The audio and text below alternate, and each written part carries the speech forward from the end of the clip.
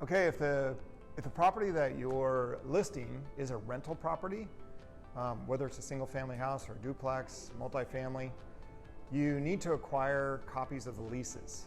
That would be one question to ask the seller is, okay, you have tenants. Are the tenants on a month-to-month? Do you have a written rental agreement? Or are they in a lease? And when does that lease expire?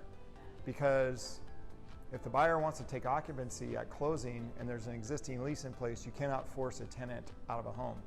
There are different ways you can incentivize them to leave early, which is like pay them and create an agreement for them to break the lease. But as a landlord, you cannot force a tenant out of their lease agreement. So it's a good idea to get all that information up front. Just a question to ask during the appointment. Hey, do you have a lease agreement that I could review? Because you're going to need to provide that lease agreement to a buyer. When a buyer writes up an offer, has it under contract, that's just part of the process. Lease review period, they're going to want to see that agreement. So remember to ask that question if it's a rental property.